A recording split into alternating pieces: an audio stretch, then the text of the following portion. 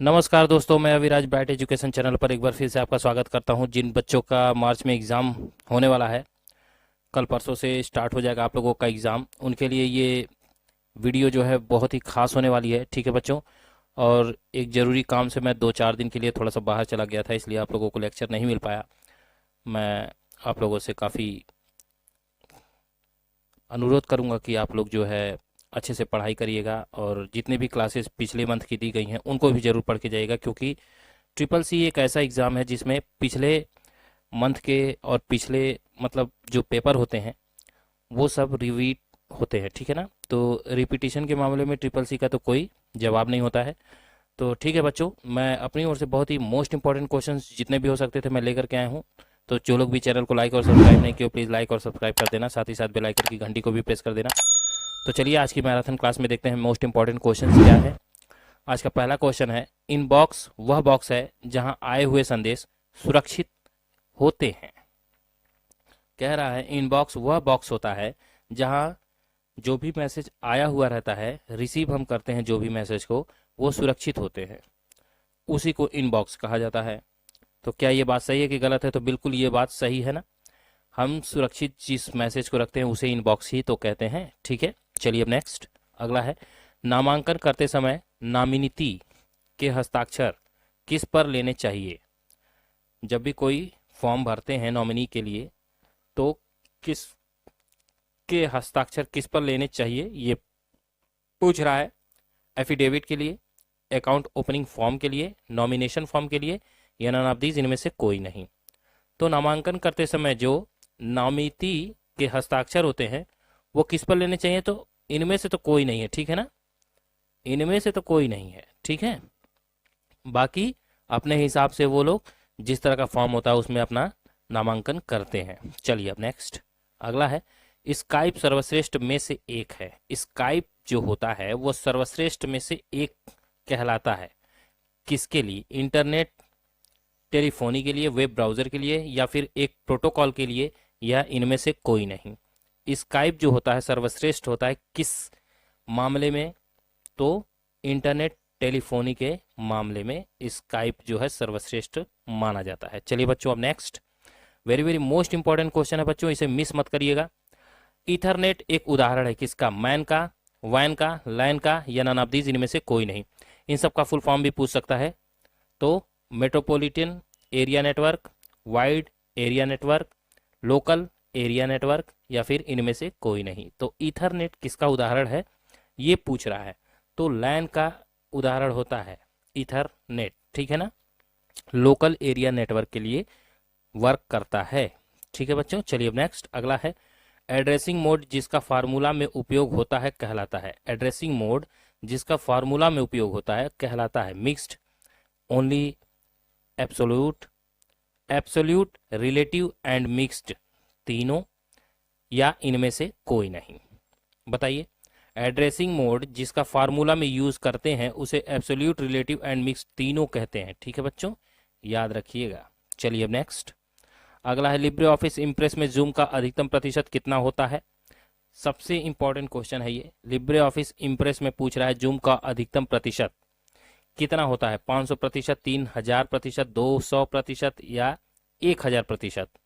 तो इंप्रेस में जो जूम का अधिकतम प्रतिशत होता है वो बच्चों होता है 3000। ठीक है ना, कितना होता है? 3000। चलिए अब नेक्स्ट अगला है, इंटरनेट टेक्नोलॉजी में डीएनएस का पूर्ण अर्थ क्या होता है। फुल फॉर्म बहुत पूछे जाते हैं तो मैं इसीलिए लेकर के आया हूं। डीएनएस का फुल फॉर्म बताइए। Dominate networking system, domain name system, dynamic name system, या नन ऑफ दीज इनमें से कोई नहीं। तो आपको पता होना चाहिए डीएनएस का फुल फॉर्म होता है डोमेन नेम सिस्टम। ठीक है, डोमेन नेम सिस्टम होता है। ठीक है बच्चों, चलिए अब नेक्स्ट, मैलिशियस सॉफ्टवेयर के रूप में किसे जाना जाता है। मैलिशियस सॉफ्टवेयर के रूप में किसे जाना जाता है? बैडवेयर को, मलवेयर को, मैलिशियस वेयर को, या ऑल ऑफ दीज सभी को। तो मैलिशियस सॉफ्टवेयर में बैडवेयर, मलवेयर, मैलिशियस वेयर सब इसी में आते हैं। ठीक है ना, चलिए बच्चों अब नेक्स्ट अगला है, वेब फाइल का कौन सा डिफॉल्ट डॉट के बाद एक्सटेंशन होता है। डॉट के बाद कौन सा एक्सटेंशन होता है सही बताना है। Dot HTML, dot GTML, dot NTML या इनमें से कोई नहीं। तो आपको पता चल गया होगा कि डॉट HTML होता है, ठीक है ना। आप जब भी कोई साइट खोलते हैं तो डॉट HTTP करके आता है, HTML करके आता है। इस HTML का फुल फॉर्म होता है हाइपर टेक्स्ट मार्कअप लैंग्वेज, याद रखिएगा, फुल फॉर्म भी पूछता है। अब नेक्स्ट अगला, डॉक्यूमेंट को अधिकतम जूम कितना कर सकते हैं? 200%, 600%, 400% या इनमें से कोई नहीं। डॉक्यूमेंट को जूम अधिकतम कितना प्रतिशत कर सकते हैं ये पूछ रहा है, तो 600% कर सकते हैं। चलिए बच्चों, अब नेक्स्ट अगला है, निम्नलिखित में से कौन सा वैलिड सेल एड्रेस नहीं है? मतलब कि कौन सा है जो वैलिड सेल का एड्रेस नहीं कहलाता है? HH77, A1 90, 1BC10 या नन ऑफ दीज, इनमें से कोई नहीं। बताइए कौन सा वैलिड सेल एड्रेस नहीं है?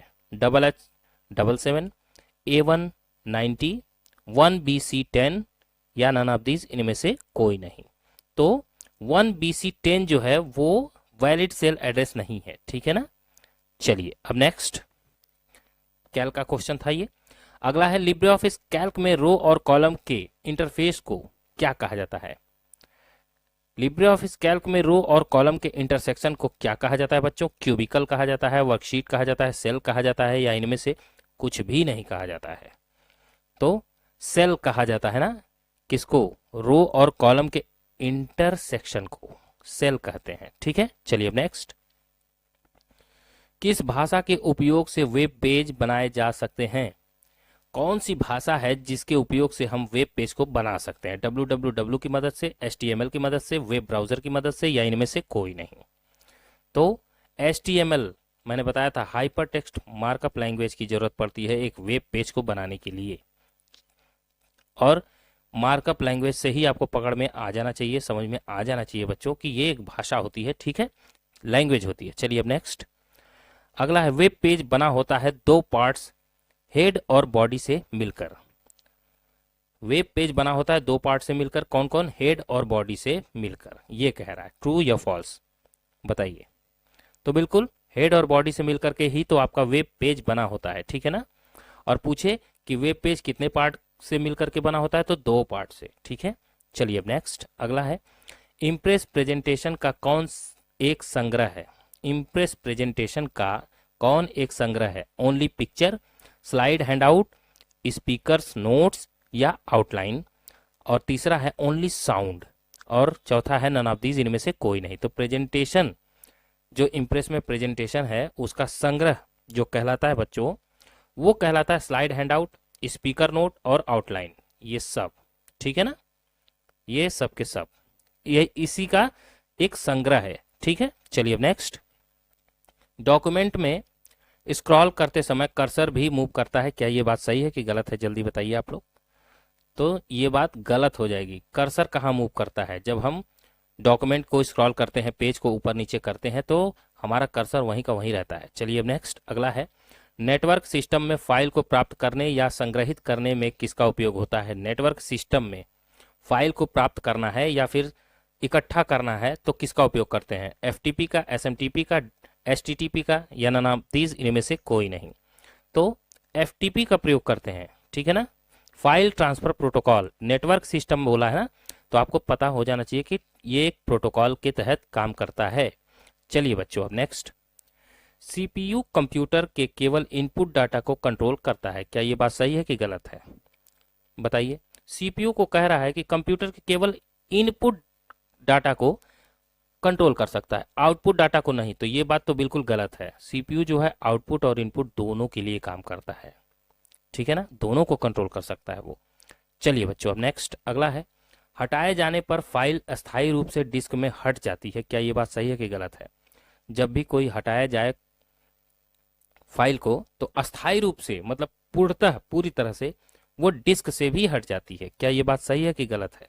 तो ये बात अभी गलत है, क्योंकि पूर्णतः वो नहीं हटी होती है, रिसाइकल बिन में जाती है, ठीक है ना, इसलिए वो पूर्णतः तो नहीं हटती है, ठीक है। चलिए अब नेक्स्ट अगला है, मेल यूजर एजेंट की मदद से हम अपनी ईमेल को मैनेज कर सकते हैं। मेल यूजर जो मेल यूजर होता है, जैसे कि हम मेल को भेज रहे हैं तो हम यूजर हो गए।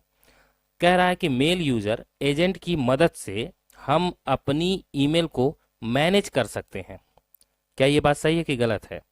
तो देखिए, जैसे कहना चाह रहा है कि हम अगर मेल भेज रहे हैं और जो भी मेल को भेजा जा रहा है, तो जो एजेंट होते हैं मेल के, उनसे हम संपर्क करके अपने ईमेल को मैनेज कर सकते हैं, उसको सिक्योर कर सकते हैं, उसको कहाँ भेजना है, कैसे भेजना है, पासवर्ड लगा करके कि किसी को किस तरह से पहुंचा सकते हैं। तो ये सारी चीज़ें, उसमें सुविधाएं हम प्राप्त कर सकते हैं कि नहीं? तो बिल्कुल वो सारी सुविधाएं हम प्राप्त कर सकते हैं, इसलिए ट्रू हो जाएगा। ठीक है ना बच्चों? चलिए आज का लास्ट क्वेश्चन देखते हैं। इनमें से कौन सा आउटपुट डिवाइस है? आउटपुट डिवाइस, इनपुट डिवाइस नहीं। प्लॉटर, लाइट पेन, स्कैनर या इनमें से कोई नहीं? तो ये लास्ट क्वेश्चन आपको मैं होमवर्क दे दूं कि बता दूं?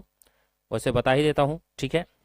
प्लॉटर होता है आउटपुट में, ठीक है। लाइट पेन इनपुट है, स्कैनर इनपुट है, प्लॉटर आपका आउटपुट डिवाइस कहलाता है। तो बस बच्चों, आज की वीडियो में इतना ही था।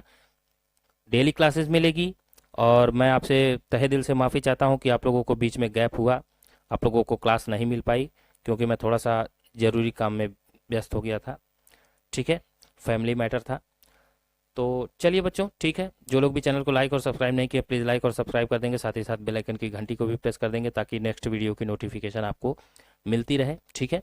और डेली 9 बजे क्लास आपको मॉर्निंग में मिलेगी, ठीक है बच्चों।